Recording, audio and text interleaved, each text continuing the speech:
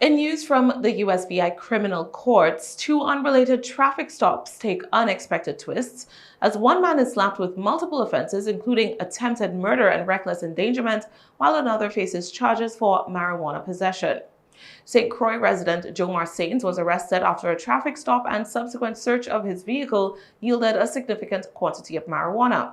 On Saturday, police on mobile patrol observed a black Toyota Corolla traveling south on North Side Road. When the Corolla overtook a pickup truck on a solid double yellow line, the officers proceeded to conduct a traffic stop. The vehicle in question continued traveling south before pulling into the G-Max service station parking lot. The driver exited the car and approached the police vehicle, upon which he was asked to present a valid driver's license along with the registration and insurance documents for the Corolla. Sains identified himself to the police, saying that his license was at home. He admitted to knowingly passing the pickup on the solid double yellow, saying that it was because the vehicle in front of him was moving too slowly. Sains began asking the police for a break, but subsequently presented invalid paperwork in response to being asked again to present the documentation for the vehicle. When confronted about the paperwork, Sains admitted to not having proper insurance or registration and blamed his father, who he said had promised to handle everything when he bought his son the Corolla. Sains was advised that his vehicle would be towed, and when the vehicle showed up, he requested that he be allowed to collect his work tools before the car was taken away. He retrieved a small plastic bag from the rear of the vehicle and was offered transportation to his residence by police, which he accepted.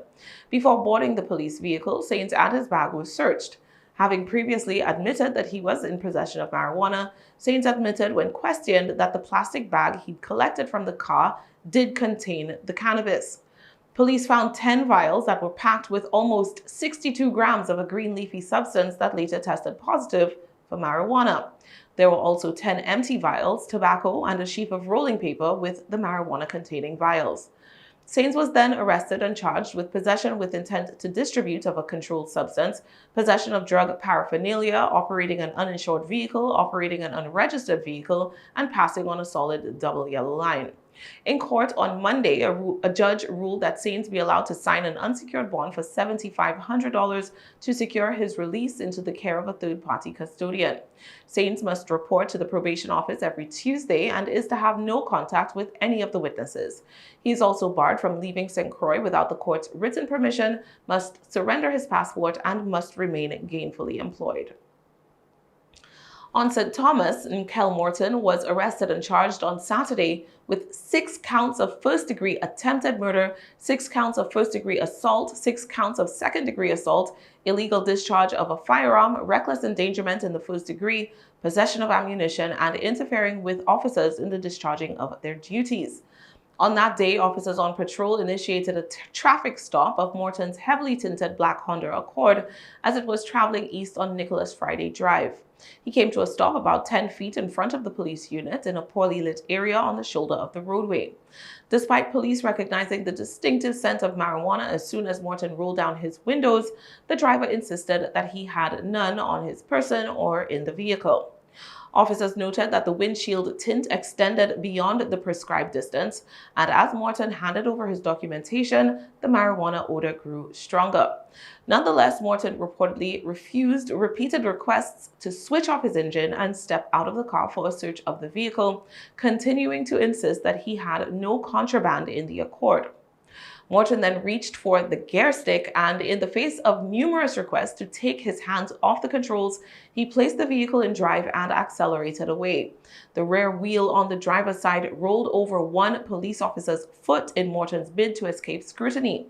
That prompted the officer to open fire in the direction of the Honda, upon which return fire emanated from the vehicle. The 911 emergency call center was alerted of the incident, and a description of the car, the direction it was going, and the events that had transpired was issued. After unsuccessfully searching for Morton and his vehicle in a number of locations, police were alerted to the black Honda in question, which had apparently been abandoned on Middle Road. Morton himself was later located at his mother's residence and brought in for questioning, where the officer whose foot had been run over confirmed that he was the individual at the traffic stop earlier that day. In the Honda, forensics investigators found a magazine for a firearm, and Morton was subsequently arrested. In court on Monday, a judge ruled that Morton's $300,000 bail would need to be fully secured to allow for his release. He would also need an approved third-party custodian. If released, Morton will be bound by a daily 5 p.m. to 5 a.m. curfew. Other release conditions include being restricted to the St. Thomas-St. John district, a requirement that he report to the probation office twice a week, and a stipulation that he remain gainfully employed. Morton is prohibited from possessing a firearm, ammunition, or dangerous weapon, and also prohibited from contacting any witnesses in the matter. His next court appearance is on November 11th.